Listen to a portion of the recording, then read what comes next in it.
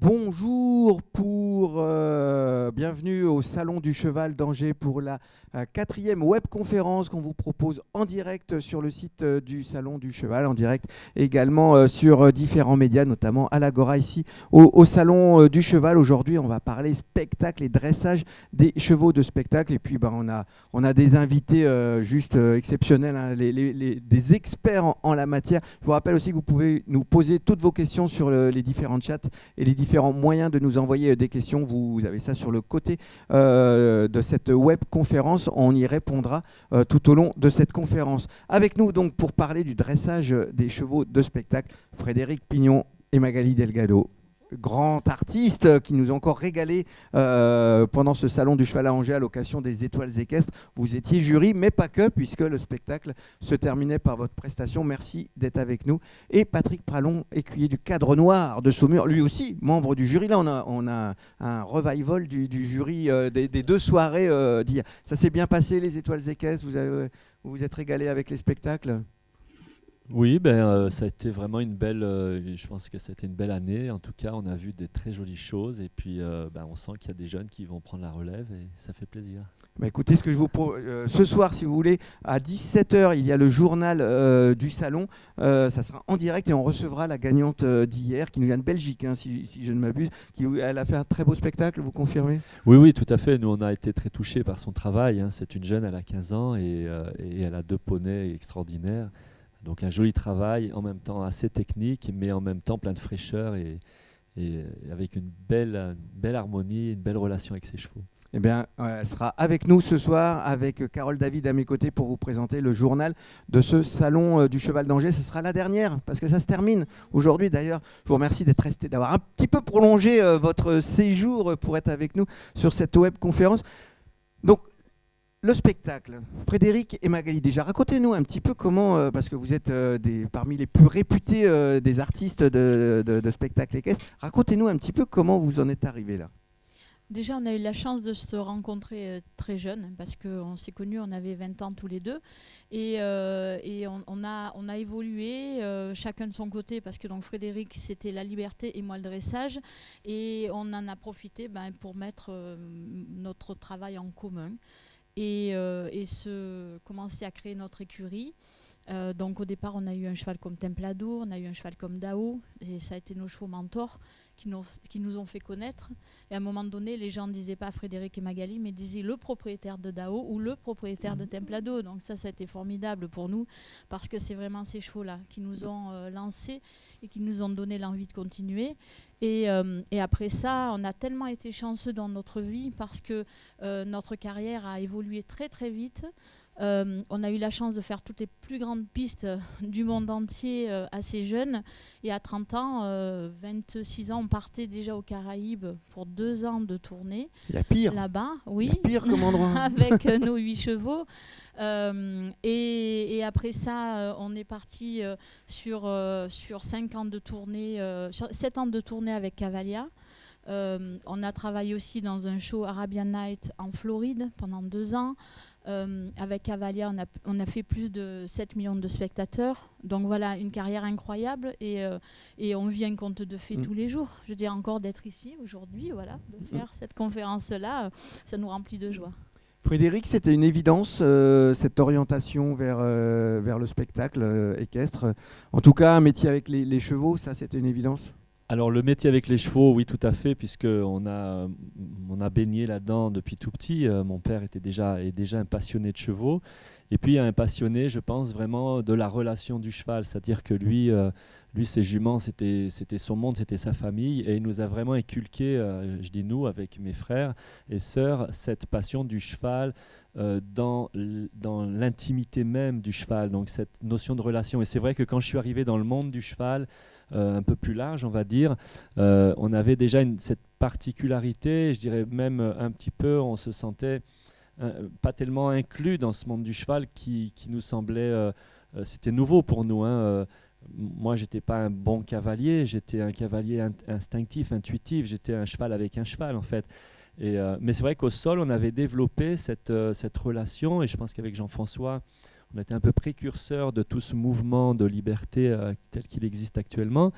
Et alors le spectacle était pour nous la meilleure manière de mettre ça en scène en fait, parce que je me retrouvais pas dans la compétition, je me retrouvais pas dans d'autres. Bon, on faisait beaucoup de rando, hein, jeunes, on a fait beaucoup d'endurance aussi, mais finalement, là où je pouvais mettre en pratique ma relation et mon travail au sol, c'était vraiment le spectacle. Puis bon, dans la famille, on est un peu artiste, hein, Thierry, mon frère, là, qui faisait le magicien et le peintre. Fait apparaître des colombes, il vous fait transforme vos robes, Magali. Il est formidable. Et puis je pense que Magali a son côté artiste aussi, ce qui fait qu'on a pu, par le spectacle, mettre un peu en avant toutes les choses qui nous plaisent, que ce soit la musique, les costumes, les mises en scène et nos chevaux. Voilà. À l'époque, ça fait vieux, c'est pas si vieux que ça, mais aujourd'hui, le thème cheval en liberté, les spectacles équestres, il y en a beaucoup, hein, les étoiles équestres sont l'illustration, hein, qu'il y a des gens derrière qui suivent. Mais il y a quelques années, vous étiez des précurseurs un petit peu avec votre frère. Ouais. Oui, je pense qu'avec Jean-François, on a été parmi les premiers à avoir des chevaux qui s'exprimaient en liberté sur des grandes pistes. Parce que jusqu'à ce moment-là, puis tous ces gens qui nous ont bercés, comme les Grusses par exemple, mais ça restait sur des cercles de cirque, en fait, des pistes de cirque. Et là, on a été parmi les premiers. Moi, je pense que Templado a été le premier étalon sur des grands espaces à pouvoir interagir avec nous. Donc oui, maintenant on en voit beaucoup, mais c'est vrai qu'à l'époque, non, il y a quelques années, on en voyait très peu. Mais on a eu la chance aussi d'avoir des gens comme Maurice Gall, qui est un producteur et qui nous a beaucoup aidé en disant, producteur de Cheval Passion, qui nous a aidé en disant, je vous donne carte blanche. Voilà, proposez-moi quelque chose et allez-y. Et parfois, je veux dire, on arrivait avec des trucs complètement délirants parce qu'on partait sur un sujet, puis on le développait, et puis il était preneur en fait, et puis ça nous a donné confiance finalement, et à chaque fois, chaque année, il nous disait à nouveau est-ce que vous avez une nouvelle création, et puis on se replongeait dans des trucs, et puis du coup on a été de plus en plus créatifs parce qu'il nous a permis de le faire aussi. Patrick Pralon, écuyer du Cadre Noir de Saumur, on est dans un peu une autre logique, mais déjà racontez-nous un petit peu, vous m'avez dit juste en préparant, ça fait 40 ans que vous êtes au Cadre Noir, c'est ça? Oui, comment on part vers le Cadre Noir quand on est un jeune garçon, un jeune homme, et comment on s'oriente vers cette carrière? Alors déjà dans un premier temps, effectivement, je dirais c'est un peu le hasard parce qu'il n'y a pas de destinée tracée, hein. C'est au fil du temps, les portes qui s'ouvrent, des opportunités, du travail. Et en fait, quand j'étais enfant, je ne vais pas vous refaire toute l'histoire, mais en face de mon lit, alors que je ne montais pas du tout à cheval, il y avait un calendrier des postes, vous savez, à l'époque. Et il y avait la photo d'un cheval. D'habitude, c'est les chiens ou les chats. Et oui, mais là, c'était un cheval. Un écuyer du Cadre Noir qui s'appelait Patrick Le Roland avec un cheval qui s'appelait Kramique. Et je l'ai eu pendant des années devant moi. Alors, est-ce que cela a contribué au fait que la tenue noire s'est imprégnée en moi progressivement? Je ne sais pas. Toujours est-il qu'en 1982, après avoir passé mes diplômes d'enseignant, le Cadre Noir m'a demandé si je voulais intégrer cette institution, ce que j'ai fait avec plaisir. Et ensuite, ça a été un fil conducteur. Un fil conducteur entre le sport, le travail du Cadre Noir avec ses présentations, et au fil du temps, une prise de conscience que, en fait, à même titre que mes camarades qui sont à côté de moi, une prise de conscience du fait qu'il faut toujours que le cheval soit un complice et non pas un animal soumis. Et j'en ai tiré profit tout au long de ma carrière où, en fait, ça prend peut-être plus de temps. On a souvent on se pose plus de questions, mais au final, le cheval vous donne beaucoup plus. Et en fait, ça a dicté toute ma carrière pour aujourd'hui, effectivement, avoir des tableaux longue graine principalement, où on est à côté, mais avec le cheval qui, en permanence, est complice, veut faire l'exercice et contribue au fait que les tableaux soient empreints de poésie. Alors, Magali nous parlait un peu d'une carte blanche qu'ils avaient. Est-ce que vous, au Cadre Noir, parce qu'on est dans un autre cadre, si je peux me permettre, le jeu de mots, il y a des choses, on peut inventer des choses, on peut créer en permanence, il y a une remise en question des spectacles en permanence? Tout cela est dicté par l'écuyer en chef du Cadre Noir, qui a un dicton qui est très vrai, c'est que l'intérêt personnel s'efface toujours derrière l'intérêt collectif. À partir du moment où on a compris ça, on arrive à créer ce que l'on veut, à aller vers sa sensibilité. Au sein du Cadre Noir, nous sommes 35 écuyers. Tous ne font pas du haut niveau, tous ne font pas des longues graines. Certains font de les reprises collectives, d'autres font des tableaux individuels. Mais l'écuyer en chef, et qui plus est, l'écuyer en chef qui vient d'arriver. On précise Thibaut Valette, le lieutenant-colonel Thibaut Valette, champion olympique par équipe à Rio en concours complet. Hein. Donc là, pour le haut niveau, on est pas mal.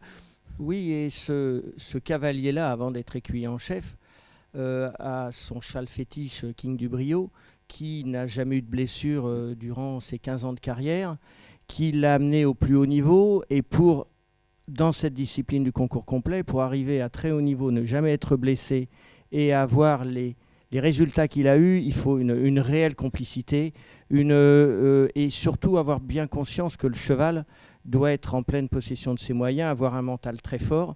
Et pour cela, il faut toujours travailler en symbiose. Alors, Frédéric et Magali, on a parlé de votre histoire. Quelle est l'histoire d'un cheval qui est présenté en spectacle avec vous ?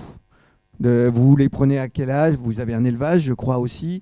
C'est quoi l'histoire d'un cheval en spectacle avec Frédéric Pignon et Magali Delgado ? Par exemple, si je vous raconte l'histoire de Talento, donc le cheval que j'ai là pour ce numéro de magie, voilà, son histoire, c'est que c'est le fils de Dao, mon cheval de compétition, avec lequel j'ai fait des reprises de Grand Prix de dressage. Et je voulais un fils de Dao, un fils ou une fille, mais bon, je voulais un poulain de Dao. Et donc on choisit sur l'élevage une jument pour lui. Et puis voilà, quelques mois après, il y a un magnifique petit poulain presque noir. Et puis, donc je vais le voir et puis je tombe amoureuse de lui, mais direct. Parce que... un peu comme Frédéric vous a vu la première fois en Amazon à Apt, oui, c'est ça ? Oui, ouais, j'ai bien révisé. C'est ça. Et voilà, puis du coup, en fait, je vais le voir 2 jours après sur l'élevage. Et puis, donc là, j'entends sa mère qui l'appelle et tout. Puis je suis inquiète parce qu'on a 50 juments. Puis je vois cette belle jument B qui le cherche partout, qui court partout. Je lui dis, mais il est passé où le poulain quand même ? Bon, dans les hectares, dans les herbes, je lui dis, il est peut-être couché. Et là, je vois un petit bout de chou dans un coin comme ça, en train de s'acharner avec un petit sabot gros comme ça parce qu'il a 2 jours, et sur un chardon. Il grattait le chardon comme ça. Puis il était occupé comme ça sur la plante. Et d'un coup, il dit, oh, ma mère m'appelle. Mais là, ça a pris 5 minutes, hein, le temps que moi je le vois réagir et tout ça. La mère l'appelle, je dis, oh, maman, j'arrive. Et puis là, je me dis, oh, mais voilà, il a déjà cette indépendance. Ça peut faire un super bon cheval de spectacle parce que si je veux faire un solo, j'ai besoin que ce cheval-là puisse être détaché et puisse être tout seul sur la piste avec moi. Et puis je l'adore. Déjà, je l'ai adoré. Quand je l'ai vu, je suis vraiment tombée amoureuse. Et puis je l'ai nommé. Donc, je le trouvais beau et je l'ai appelé Talento. Mais surtout, je lui ai dit, écoute, je te donne ce nom, mais il n'y a pas de pression, d'accord ? C'est ça. Voilà, il n'y a pas de pression. Mais non, c'est ça. Et puis voilà, on a... tranquillement, tous les deux, on a travaillé ensemble. On a un cheval qui est très sensible, qui est très fin et qui est très technique au niveau de son corps. Son père, c'était beaucoup plus simple pour moi pour l'entraîner, pour le travailler, parce que sa locomotion était plus facile. Et puis, il m'a appris beaucoup, son père. Et heureusement que j'ai eu son père avant Talento, qui est beaucoup plus technique. Et avec lui, j'ai l'impression de faire de l'horlogerie. C'est de la décontraction ici, c'est du soutien, c'est de la suspension, c'est de la tenue, c'est voilà, reste calme, reste en connexion, c'est chaque seconde. Et j'adore ce cheval parce qu'on a une connexion, c'est tout dans la tête. Ce que je pense, je transmets juste à mon assiette et pouf, il a une telle sensibilité. Et je suis tellement ravie parce que on grandit avec ce cheval. Je veux dire, comme on a grandi ensemble, on grandit avec ce cheval, on le fait grandir, mais il nous fait grandir. Et après, on commence, toute la relation qu'on a à la maison, on commence à la montrer sur scène. Et quand on est invité sur les grandes scènes du monde entier, comme ici, ou comme il y a 2 ans, on est allé à Hong Kong avec toute l'équipe pour le Longines. Christophe Hameux. Oui, et donc on part en avion avec notre cheval. Je suis partie avec Talento, il n'avait jamais voyagé en avion. Phébus a beaucoup voyagé parce qu'il a fait Cavalia. Donc les 2 chevaux, on les a mis ensemble et ça a été super. Le voyage s'est super bien passé. On a retrouvé les 2 chevaux à Hong Kong et là on est sur la piste d'Hong Kong parce que ce cheval, c'est grâce à lui que je suis là. Et ça, mais c'est un bonheur, vous ne pouvez pas savoir, quoi. Quand le cheval nous amène à ce niveau, parce que sans eux, je veux dire, on n'est rien. Dire moi sur une piste toute seule avec ma robe bleue, j'ai l'air de quoi si j'ai pas mon cheval dessous, quoi. Ou de la Reine des Neiges, mais pas plus. Alors attention, on ne chante pas la Reine des Neiges, c'est interdit. Et pitié. Frédéric, quelles sont les différentes étapes à partir du moment où vous commencez à travailler avec un poulain, j'imagine, quelles sont les différentes étapes jusqu'à sa première représentation ? En fait, et puis je pense que c'est vrai que le travail du cheval en vue de le mettre en spectacle est assez particulier, parce que, et je pense que pour chaque discipline, ça va être la même chose. Je pense qu'en compétition, on se dit, bon, ce poulain va devenir un champion peut-être, potentiellement, donc on sait comment préparer son cheval pour sa discipline. En l'occurrence, dans le spectacle équestre, il y a un atout majeur pour exprimer la beauté du cheval, c'est la lumière, la musique, mais c'est très difficile et c'est, je dirais presque... c'est une des problématiques premières d'un cheval de spectacle, c'est qu'il va falloir non seulement le dresser, lui faire des choses intéressantes visuellement, mais il y a toujours cette problématique de tous ces stress, en fait, ces stimuli de stress qui sont la lumière, qui sont le son, qui sont les applaudissements. Et les applaudissements, on le sait, pour un cheval de spectacle, c'est compliqué parce que dès qu'il fait quelque chose de bien, on lui fait peur. En fait, c'est ce qui se passe. Lui, il se dit, mais pourquoi ce public me fait peur à chaque fois que je fais un truc de bien ?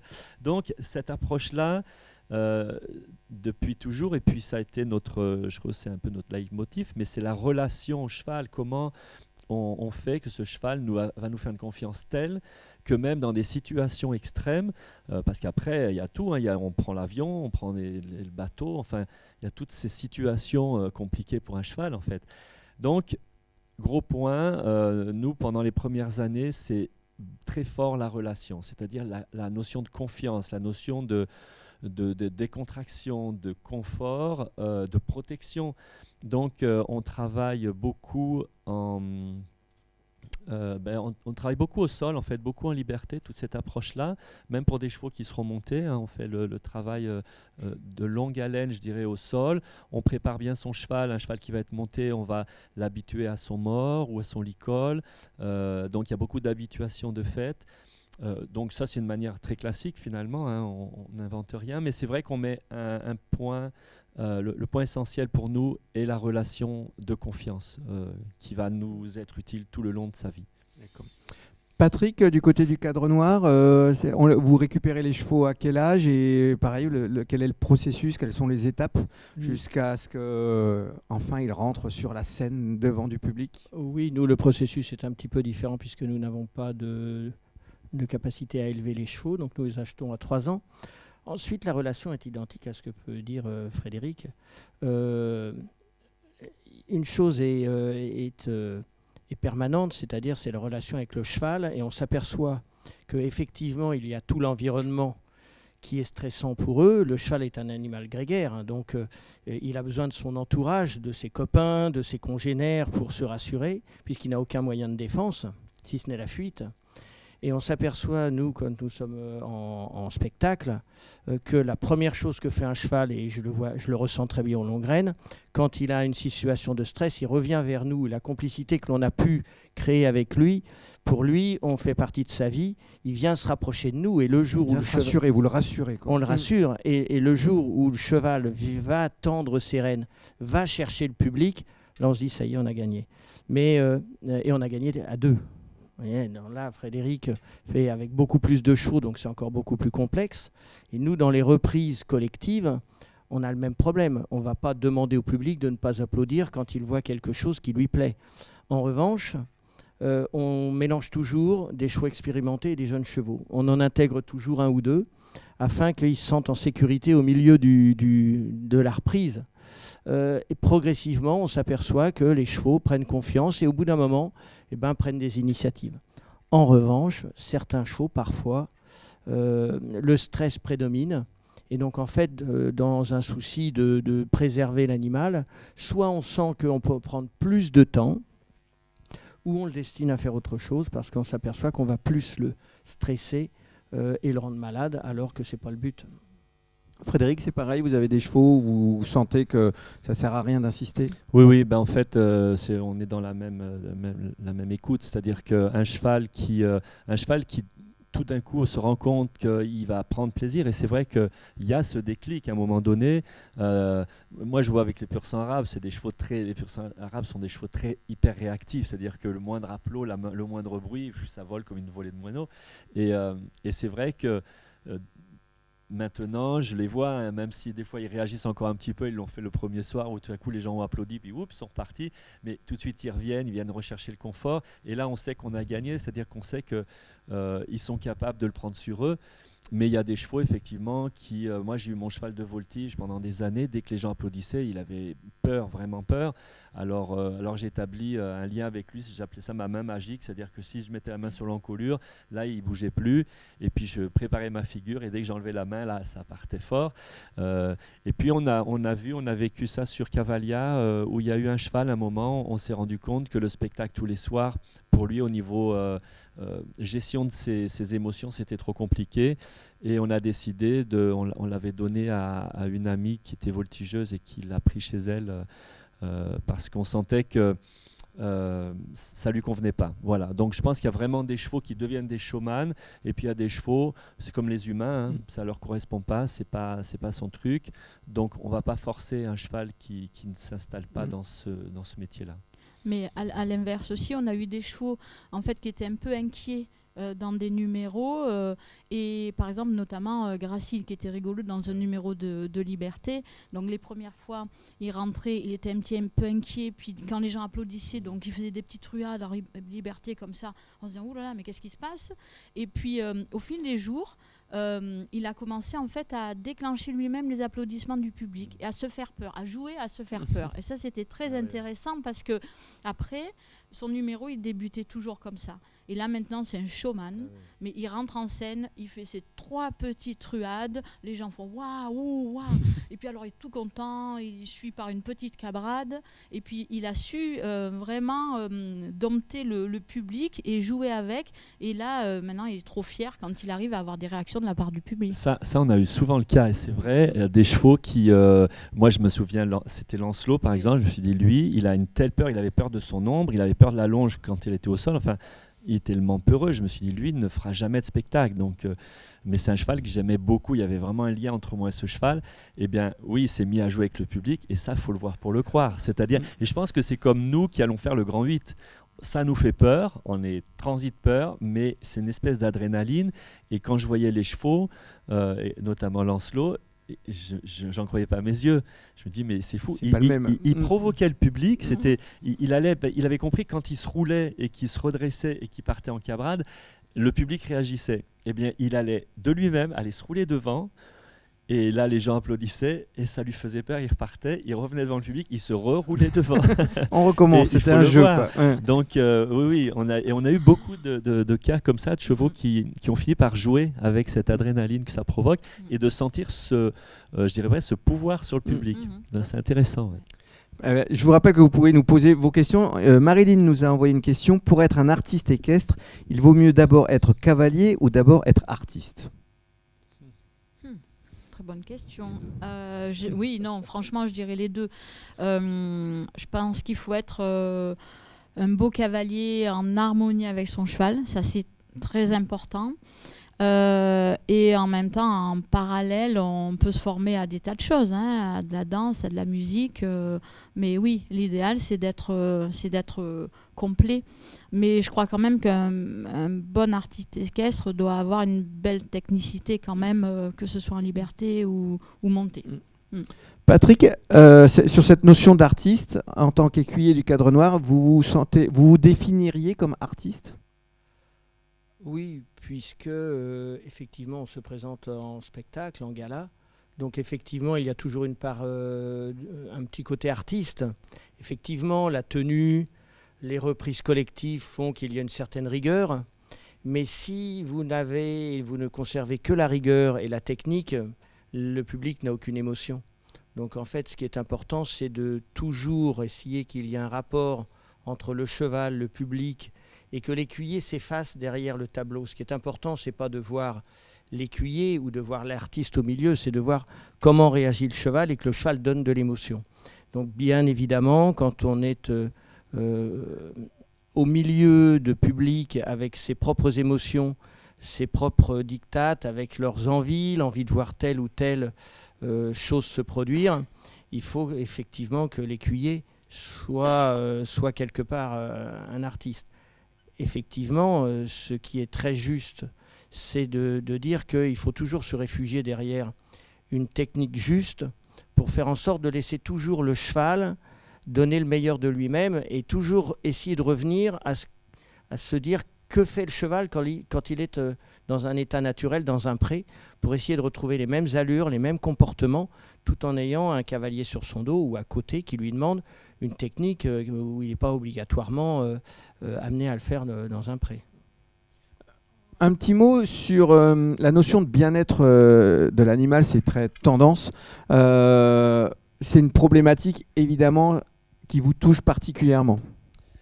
En fait, je pense que c'est la problématique, nous, quand on s'est rencontré avec Magali, qui nous a rassemblés dès le départ. Parce que moi, je suis issu d'une famille où c'est vrai que les chevaux, il y avait un grand respect, ils avaient une place immense dans notre famille. C'était presque des membres de la famille. Moi, je me souviens, avec mes frères, on allait dans le troupeau, on allait brouter avec les chevaux, on sautait sur leur dos. Enfin, on faisait vraiment partie de ça. Et c'est vrai que quand j'ai rencontré Magali et sa famille, j'ai été très touché par leur attention portée sur le bien-être, les juments du troupeau, comment on amène une vieille jument ou un vieux cheval dans ses vieux jours et comment on l'accompagne et comment on fait des soins particuliers. Et je pense que quand on a commencé notre carrière il y a une trentaine d'années, on était un peu vus comme des gens étranges parce qu'on portait une attention très très particulière à nos chevaux, c'est nos bébés, il ne fallait pas qu'ils fassent plus de 10 heures de route, enfin voilà, on était très attentifs à ça. Et finalement, peut-être que je trouve que c'est essentiel de se poser la question, qu'est-ce qu'on fait, est-ce qu'on a le droit de faire ça? Il faut qu'on se regarde dans une glace le matin en se disant je pense que je ne suis pas trop à côté de la plaque. Et encore, voilà, on ne sait jamais. Mais je pense que oui, le bien-être animal, c'est une cause juste à défendre. On ne peut pas vivre avec un animal sans se poser la question. Donc maintenant, je suis beaucoup plus rassuré parce que je comprends que le cheval a autant besoin de l'humain que de l'humain du cheval. Je crois qu'on est très complémentaires. Je crois que si on fait les choses avec une conscience, en tout cas, cette conscience-là, on ne peut pas le faire si mal que ça. Et il suffit de demander à nos chevaux de temps en temps si ça va pour eux. Et ça rassure quand tout à coup, nous on a eu l'expérience de nos chevaux à la retraite, notamment Templado, quand on l'avait laissé à la retraite, quand on est parti en tournée au Canada. Il avait 18 ans, on voulait le laisser à la maison dans son paradis, hein. Il avait ses prés, il avait ses copains, il avait sa groom, rien ne changeait pour lui, sauf qu'on n'était plus là. Et il a fait une dépression. Sur ça, on l'a ramené au Canada, et de ma vie, je n'ai jamais vu un cheval aussi heureux de voir des êtres humains. Et je ne pouvais même pas rentrer dans son box tellement je mettais mon bras comme ça, il se frottait contre mon bras et il était dans tous ses états comme un chien qui nous voit, sauf que là c'est un cheval qui veut me sauter dans les bras. C'est très rassurant et ça peut faire, on peut se dire c'est du Walt Disney son histoire, mais on l'a eu souvent. Ça fait du bien, puis c'est bientôt Noël en plus. Voilà, non mais c'est vrai que ces belles histoires d'amour entre des cavaliers et des chevaux, on en voit beaucoup. Et que je pense que le cheval et les animaux de manière générale, il faut qu'on arrive à cohabiter ensemble sur cette planète. Et mieux on se connaît, mieux on peut partager leur vie, et plus on va pouvoir les respecter, je dirais. Patrick, il y a ce côté bien-être, je me fais pas l'avocat du diable, mais il y a le côté militaire, même si le statut du cadre noir est particulier, mais la tenue un petit peu militaire. Est-ce que vous êtes un petit peu obligé d'en faire un petit peu plus sur le bien-être, parce qu'il y a peut-être une image entre le côté militaire, soumission, du coup, ordre, etc., ce qu'on associe à la tenue militaire, et au bien-être animal, parfois ça peut peut-être susciter des remarques. Est-ce que c'est un facteur que vous prenez en compte au cadre noir ? Justement, vous avez prononcé un mot qui est très juste, le mot soumission. Et depuis maintenant de nombreuses années, les écuyers-chefs successifs, qui sont en fait nos garants, avec leurs écuyers derrière, ont vraiment transformé ce message, parce que c'est un mauvais terme. Aujourd'hui, on est beaucoup plus dans le terme complicité, travail avec le cheval. Le public n'a plus envie de voir des chevaux soumis avec tout ce qui va ou tout ce qui peut aller avec, des artifices, avec des aides qui ne sont pas naturelles et dont on peut user et parfois abuser en termes généraux. Et vraiment, les écuyers en chef et le prédécesseur de Thibaut Valette ont vraiment mis l'accent là-dessus. Et pour aller plus loin, ils ont créé à deux, ces deux écuyers en chef-là, une charte. La charte de l'écuyer, où c'est en gros une pratique, un code des pratiques, des usages, des comportements à avoir. Et il y a une très grande partie sur la compréhension du cheval et où place-t-on le cheval dans sa relation au quotidien. Et c'est extrêmement important, parce que on s'aperçoit qu'on peut toujours utiliser un cheval de manière courte, en usant d'artifices et en étant, je dirais, en les soumettant. Mais c'est un vœu pieux que de croire que ça va durer. Ça ne dure jamais. Le cheval, de par sa nature, est bienveillant. Et si on prend le temps de faire les choses, et aujourd'hui, parfois, c'est difficile, parce qu'on est dans un monde où tout va très très vite. Et on a la chance, et l'écuyer en chef Thibaut Valette nous l'a fait remarquer il n'y a pas tellement longtemps, on est dans une institution où on peut prendre le temps de faire les choses. Et le temps de travail d'un cheval est incompressible. Un cheval a besoin de liberté. On a créé des paddocks pour que les chevaux puissent aller évoluer en liberté. Alors on n'a pas, comme vous deux, des grandes prairies, mais on a créé des paddocks, on a créé un univers pour qu'aujourd'hui le cheval se sente bien chez nous, et que les écuyers montant à cheval se posent en permanence la question de se dire pourquoi est-ce que l'on monte à cheval et qu'est-ce que l'on veut faire ressentir au public.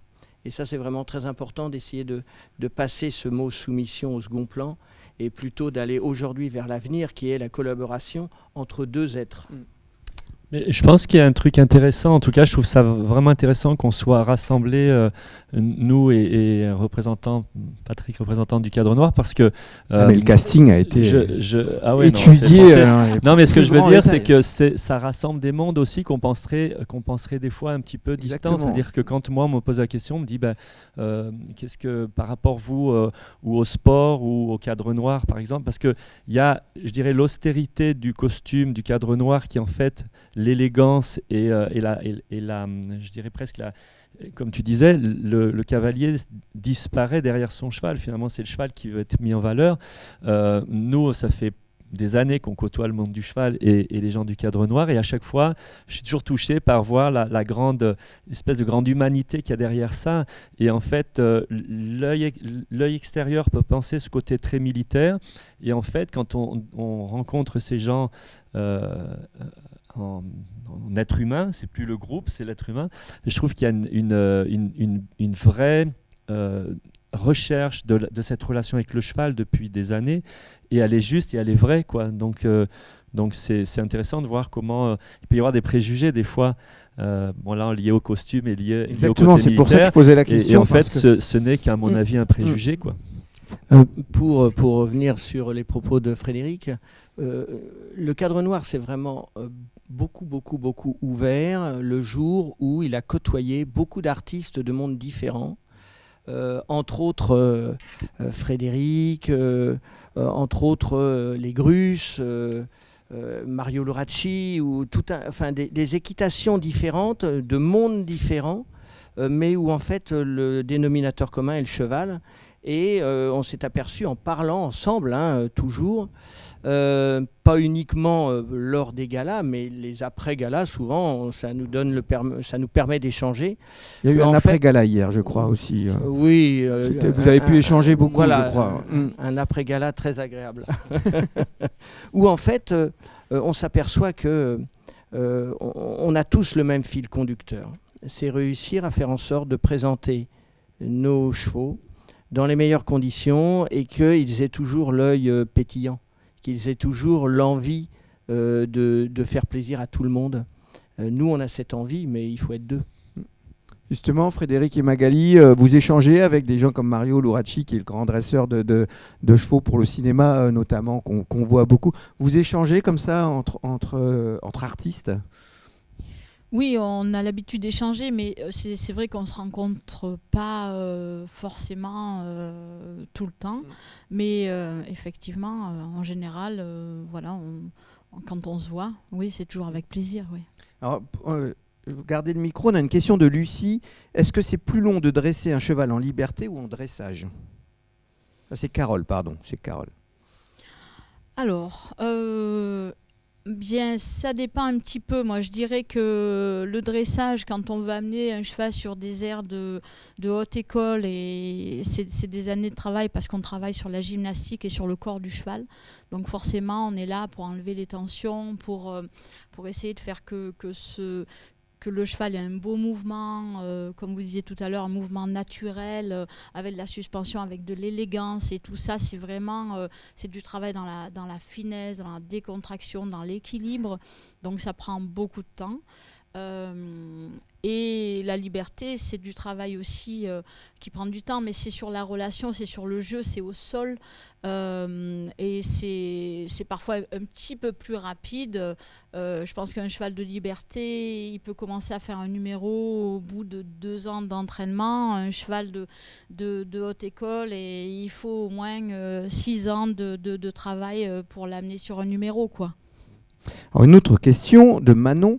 À partir de quel âge peut-on commencer à dresser un cheval de spectacle ? Je pense qu'elle parle du cheval. Du cheval, en fait, le cheval, il faut... moi, je pars du principe qu'il ne faut pas les dresser trop jeunes. En fait, je trouve qu'il faut que le cheval reste cheval. Il faut lui donner ça. Il faut qu'il ait évolué dans un groupe de chevaux. Je trouve que c'est toujours intéressant d'avoir un poulain qui a vécu, qui connaît les règles sociales d'un troupeau. Et donc, moi, je trouve que commencer un cheval entre 2 et 3 ans, c'est bien. Le commencer trop tôt, en fait, toutes les erreurs que je vois faites, c'est parce que les gens ont commencé trop tôt. Je vois des gens qui séparent un poulain à 6 mois, ce qui est déjà tôt, et puis qui veulent en faire un petit génie. Alors, à 6 mois, on commence à lui apprendre plein de choses. Et puis, et en définitive, ça, c'est pas forcément une bonne idée, en fait. Bon, par exemple, je vois mon frère Jean-François, lui, il a des poulains qui naissent dans le troupeau. Alors c'est très différent puisque les poulains sont comme invités par les mères, ils voient, ils copient. En fait, il y a la notion aussi de mimétisme qui est important chez le cheval. Mais si on prend un poulain, puis je vois beaucoup ces excès dans les étalons. Par exemple, on prend un petit étalon de 6 mois, on l'amène dans son box et puis on commence à papouiller puis à faire plein de petites choses autour. Souvent, on a des gros problèmes de respect. On a des gros problèmes. Après, des chevaux qui, je dirais, voilà, la notion de petit génie, il faut l'oublier. Il faut travailler avec un cheval qui soit vraiment un cheval, qui ait vraiment une vie sociale de cheval. Donc moi, oui, c'est ça, autour de 3 ans, je trouve que c'est bien. Un petit mot aussi d'un sujet, c'est un mot à la mode depuis... vous vouliez rajouter quelque chose ? Un petit mot sur un sujet, un mot à la mode depuis quelques années, l'éthologie. Est-ce que... Voilà. Qu'est-ce que ça vous inspire, ce terme éthologie ? Tout le monde fait de l'éthologie maintenant, il y a des stages d'éthologie, tout le monde se revendique éthologue. Ça vous inspire quoi ? Au risque de choquer, c'est l'idée. navré, je vous pose la question exprès. Pour moi, l'éthologie, c'est un terme associé au mot homme de cheval, homme et femme de cheval. C'est simplement recréer ce qui se faisait ancestralement quand il y avait peu de télévision, peu de téléphones portables et qu'on était sur un monde plus rural où en fait on vivait autour des animaux. Et aujourd'hui, on vit beaucoup moins dans les campagnes, beaucoup plus dans les villes, et on a des personnes qui sont restées avec une population avec cette fibre animalière. Mais maintenant, ils ne savent pas comment s'y prendre. Donc en fait, ils pensent effectivement, comme dit Frédéric, qu'en prenant un poulain à 6 mois, on va le dresser comme son toutou. Mais le seul problème, c'est que le toutou, il va monter sur le canapé. Et il ne voudra plus en descendre, il va grogner. Le cheval, il va vous mettre un coup de pied, il va vous faire très mal.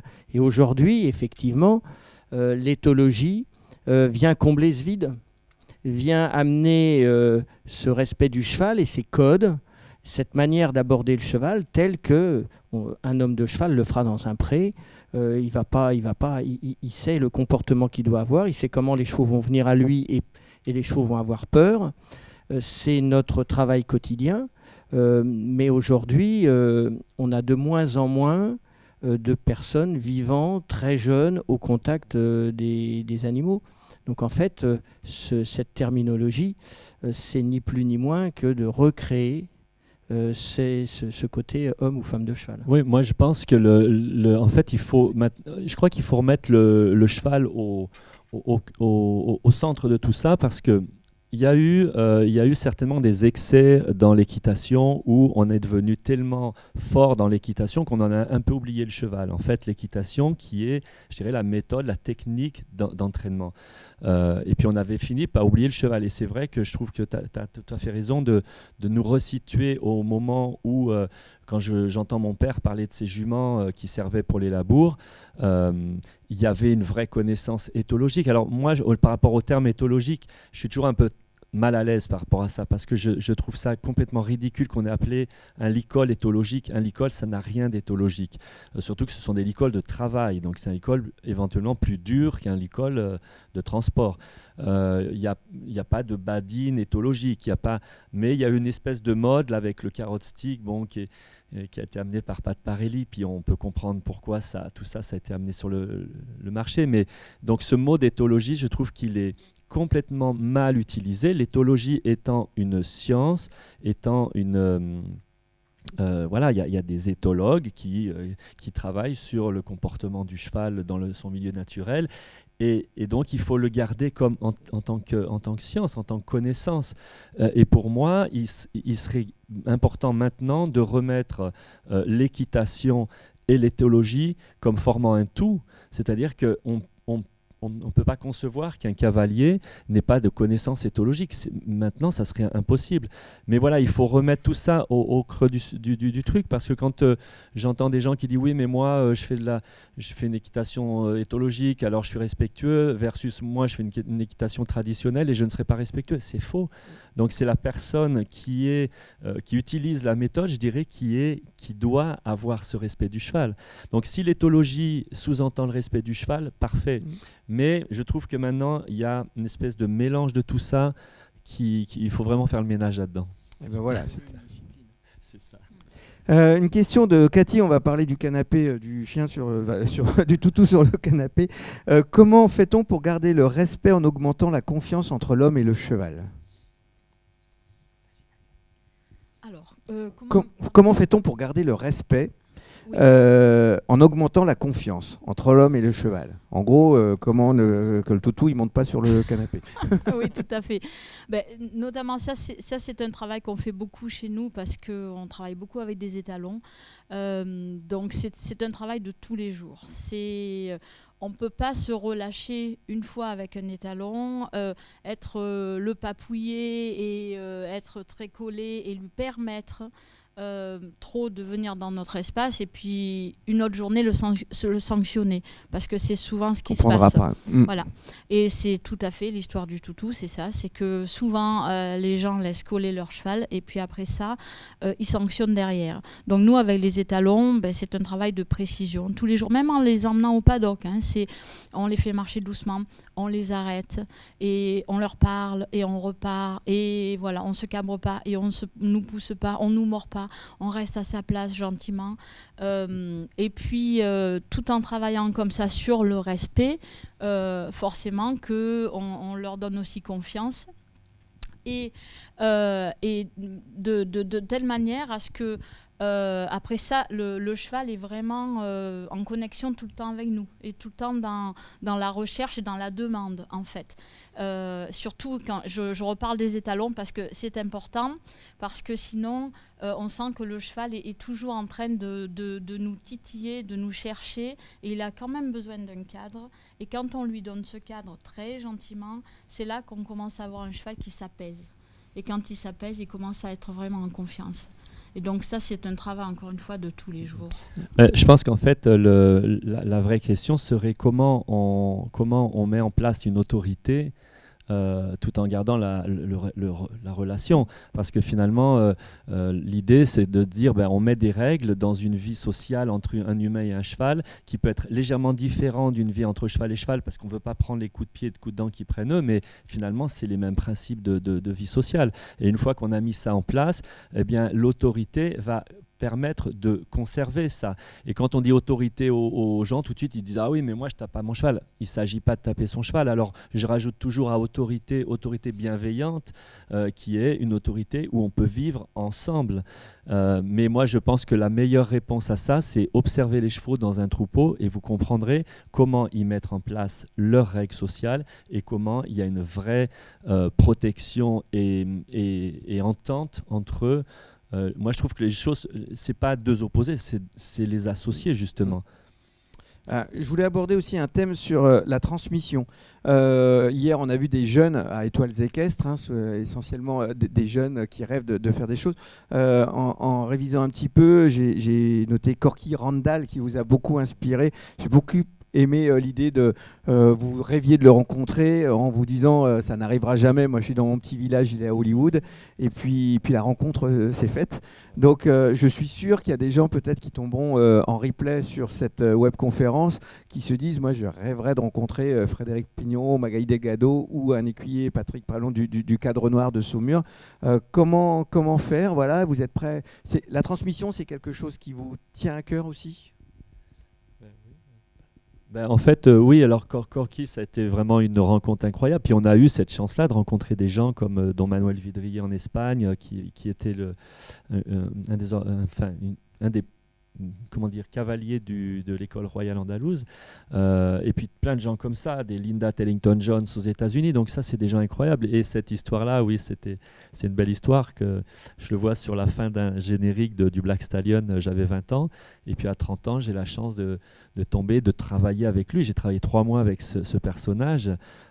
Incroyable. Donc cette transmission, je pense qu'elle est importante parce que je veux dire, on essaie et on passe une vie entière à essayer de comprendre le mystère du cheval et d'aller fouiller un peu là-dedans. Et je pense que quand on découvre des petites choses, il faut faire participer les gens pour que eux ils mènent ça encore plus loin par la suite. Donc c'était très intéressant de faire ce travail en voyant ces jeunes au spectacle et de se dire tiens, il y a la relève, quoi. Il y a des gens qui vont prendre le flambeau. Patrick, cette transmission au Cadre Noir, déjà entre vous, j'imagine, et les jeunes qui seraient intéressés, que doivent-ils faire? La transmission au Cadre Noir, effectivement, c'est déjà 2 siècles de transmission, des premiers écuyers jusqu'à aujourd'hui.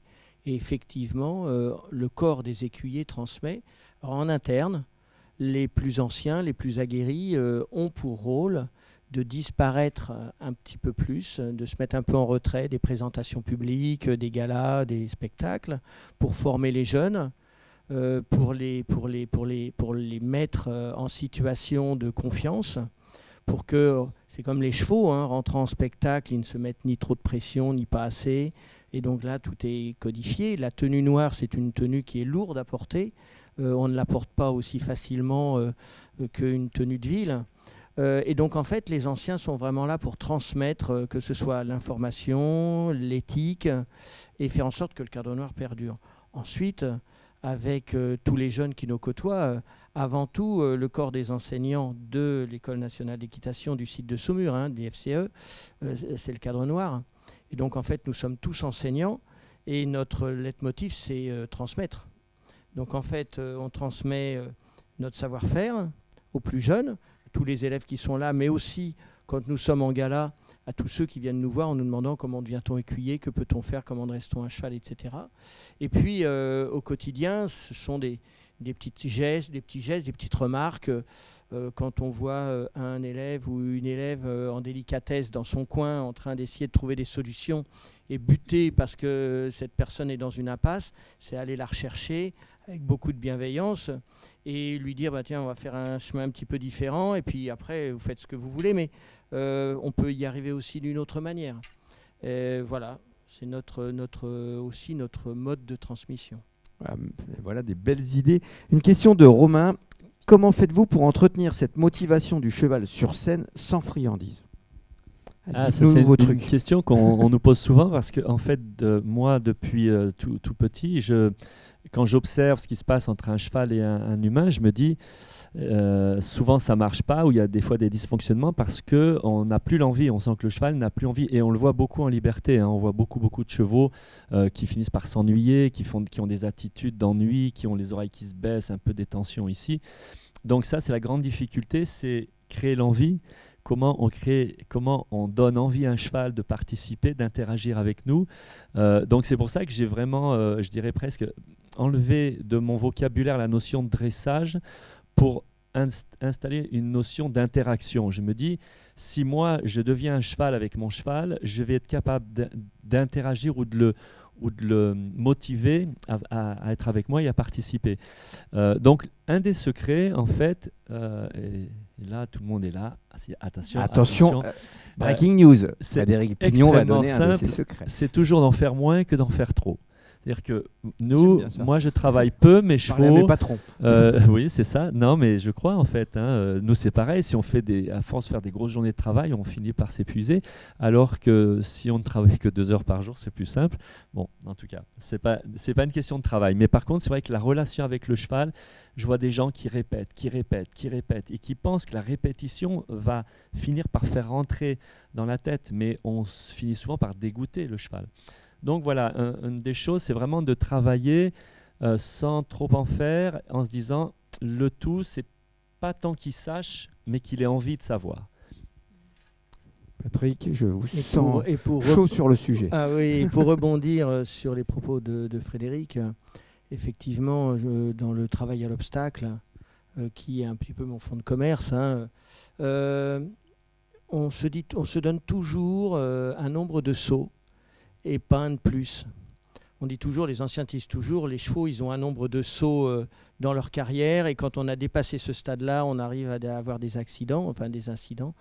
Là, c'est la même chose. On serait tenté de vouloir toujours faire mieux, ou on serait tenté, le jour où le cheval n'est pas disponible, de se dire, tiens, aujourd'hui, t'en fais pas, tu vas faire ce que je te demande. En fait, c'est un faux calcul et un mauvais calcul, parce que parfois, les chevaux ne sont pas dans un état psychologique mental pour faire ce qu'on leur demande. C'est pas le jour, il vaut mieux remettre au lendemain.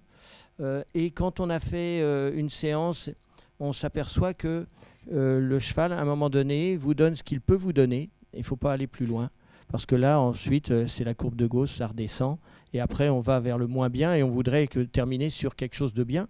Et là, on va trop loin, et comme dit Frédéric, les chevaux se dégoûtent, et ils reviennent. Et un cheval, c'est vraiment un buvard. Toute sa vie, il retient ce que vous lui dites, et si il a une mauvaise séance, la fois d'après, il ne faut pas croire qu'il aura oublié et qu'il vous pardonnera. Non, non, il va la retenir, et il va revenir en se disant, qu'est-ce qui va encore m'arriver ? Donc il vaut mieux toujours être un petit peu en dessous plutôt que de vouloir toujours plus. Et c'est vrai que, comme tu le disais, quand quelquefois on sent que c'est pas le jour, ou que même nous-mêmes on n'est pas dans la bonne journée, c'est la même chose. Dans ce cas-là, il vaut mieux aller emmener brouter son cheval et passer un bon moment et s'asseoir dans l'herbe avec lui, que d'aller faire une leçon qui serait une mauvaise leçon, parce que le cavalier va s'énerver, le cheval va s'énerver, finalement ça va mal finir. Et moi je suis toujours dans cet esprit-là, c'est-à-dire que je fais la leçon en fonction de comment je ressens mon cheval le matin même. Et par exemple, en dressage, ce qui m'arrive fréquemment de faire, c'est que je travaille dans le manège, quelques exercices, et quand je sens que le cheval perd un peu l'attention, je pars dehors, j'ai un petit chemin. je le laisse manger un petit peu d'herbe comme ça, reine longue, et je reviens sur le chemin, je rentre à nouveau dans le manège et je refais une session de 5 minutes. Et comme ça, à chaque fois, je fais des petits morceaux, j'aère un peu le cheval, on revient, et puis et à chaque fois, il est frais, il est disponible, il est content, avec l'œil pétillant, comme tu disais tout à l'heure, et ça, c'est super important.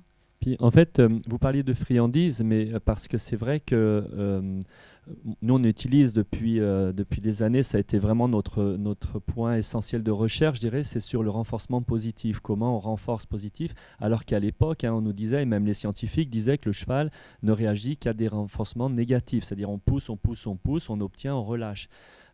Et ça, c'est des choses qui, moi, me semblaient pas tout à fait justes.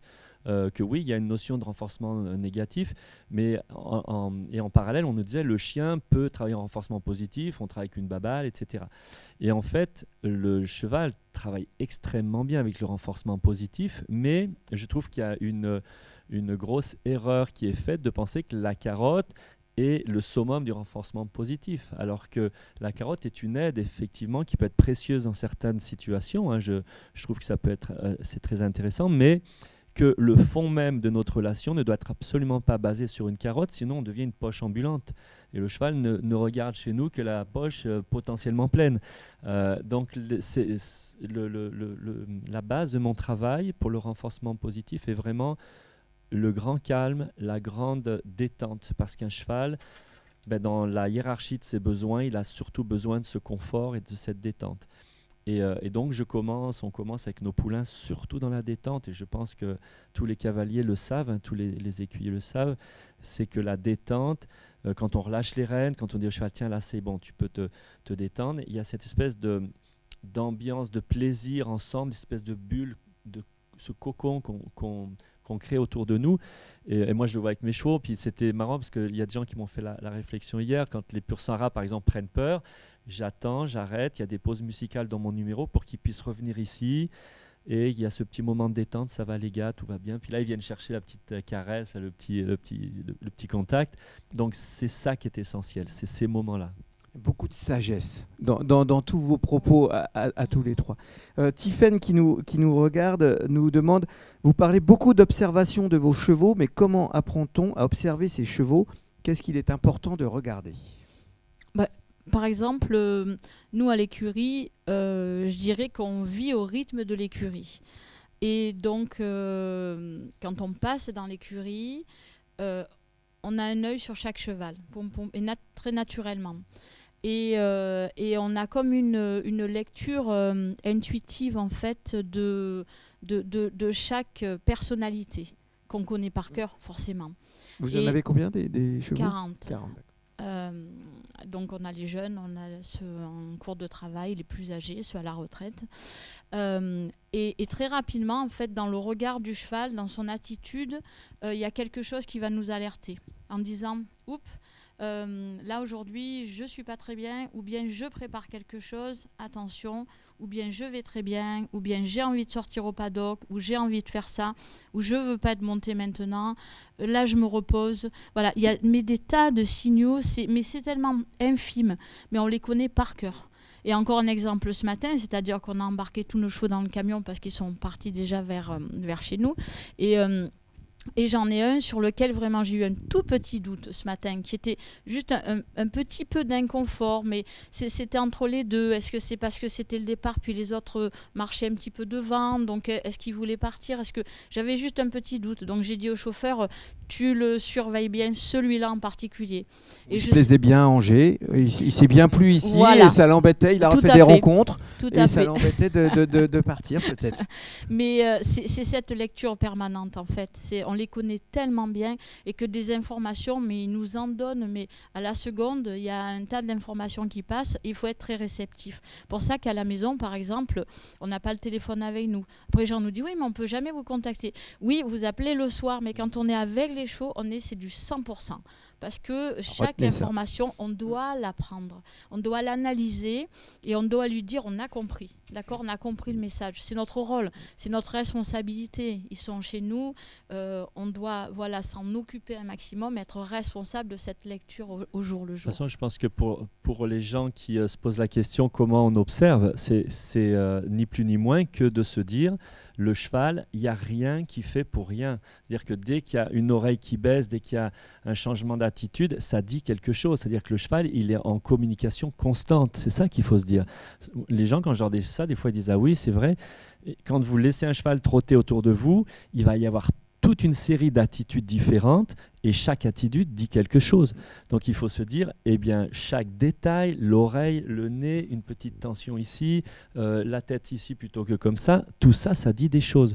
Donc on ne sait pas toujours ce que ça veut dire, peu importe. Si déjà on est attentif à ça, on va finir par comprendre cette espèce d'alphabet, en tout cas de moyens de communication, mais il faut y être attaché, il faut juste s'y pencher un peu, quoi. On ne peut pas faire des stories sur Instagram en permanence avec son cheval et être attentif à son cheval, en gros. Patrick, vous vouliez rajouter quelque chose ? Oui, les chevaux nous donnent toujours des signes que l'on a du mal parfois à décrypter. J'en veux pour une petite histoire, mais qui se répète finalement quasiment sur tous les chevaux. En tout cas, que je travaille au Lohengrin. Les premières séances, je les change d'environnement, ils ont l'habitude d'être montés, et puis du jour au lendemain, je leur mets des Lohengrin, je ne les monte plus, je les change d'environnement. Les premières fois, quand je les arrête, ils me tournent la tête. Ils tournent la tête à l'extérieur, parce qu'ils ne comprennent pas, ils ne savent pas trop ce que je vais leur demander, et leur moyen de me faire comprendre que pour l'instant, ils ne sont pas en phase, ils tournent la tête légèrement à l'extérieur, ils se laissent caresser, mais ils ont la tête, ils regardent dehors en disant bon, vivement que ça se termine. Et puis au fil du temps et de la complicité qui s'instaure, un moment, ils reviennent vers l'intérieur, ils tournent la tête vers nous, ils nous disent ok, on a compris, et on voit les yeux apaisés. On les sent, ils sont à l'écoute et décontractés. Et ça, est vraiment, c'est ce que Magali et Frédéric nous font ressentir. C'est qu'en fait, le cheval n'est qu'un capteur, il nous donne tout un tas de signaux, et c'est beaucoup plus à nous d'essayer de décrypter l'information. Et très souvent, effectivement, le téléphone portable, l'environnement fait qu'on n'est pas du tout réceptif. Et il faut réussir à créer cette bulle où on va réussir à se mettre en homme de cheval ou en femme de cheval, proche des animaux, et essayer de les ressentir tels qu'ils sont. Et en plus, petit conseil, ça marche aussi entre deux humains, le coup du téléphone, pour être réceptif. Des petits messages. On a encore deux questions, parce qu'on arrive à la fin de cette conférence. Charlotte nous demande, est-ce qu'on travaille différemment un cheval qui vit au pré et un cheval qui vit en box ? En fait, nous, on a les deux cas à la maison. Bon, ils sont tous beaucoup en pré quand même, mais le box... c'est leur chambre, leur confort, c'est pareil, on a aussi beaucoup de préjugés là-dessus. Les gens des fois pensent qu'il y a une prison, alors que le box, si on demande à nos chevaux, eux ils aiment le box, ils aiment leur box. Mais après voilà, ils sont alors...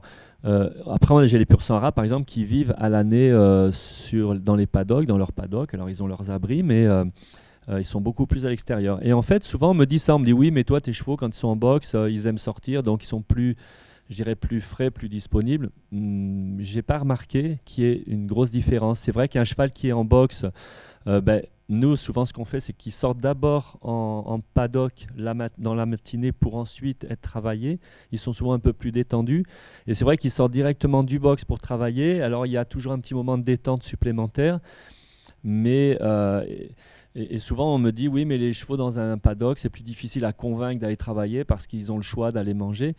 Moi, quand je vais dans les prés, je dis à mes pur sang que je voudrais faire une petite interaction avec eux. Ils sont en train de brouter, ils sont sur 3 hectares, ils arrivent vers moi et on travaille. Voilà, donc je ne crois pas qu'il y ait une grosse différence. Je sais pas. Alors, Estelle, la dernière question de cette webconférence passionnante en bas nos records, tous nos records, clairement, ça passionne. Comment se construit un numéro ? Alors la construction de numéros, des fois, elle part de quelque chose d'incroyable. Bon, si je pars sur le numéro, par exemple, de Talento, le départ a été une petite colombe, parce que j'adore les oiseaux, j'adore les pigeons et les colombes. Donc voilà, j'avais 2 petits bébés colombes que la mère ne nourrissait pas bien, donc je les ai pris, je les ai nourris. Et à partir de là, elles étaient super attachées à moi. Je me suis dit, mais ce serait génial de faire un numéro de magie avec. Voilà, une idée saugrenouille. Et à partir de là, voilà où on en est. On est sur découle, la piste de danger. Mais c'est fou parce que c'est souvent ça. Et après, de cette idée, on commence à développer, à construire, à broder autour. Souvent, ce qui nous arrive à tous les deux, c'est qu'on est en voiture et on met de la musique tout le temps. Et puis, l'autre fois, notre fils nous dit « Ah, essayez ça ». Et Noah, il a 10 ans, donc il nous sort une musique. Et là, on était... Et on a commencé à imaginer un numéro parce que la musique nous inspirait, donc du départ jusqu'à la fin, et ça va crescendo, puis on imaginait tel ou tel cheval dessus, et puis après ça, souvent aussi, en ce qui nous concerne, ce sont aussi nos chevaux qui nous donnent une idée de numéro.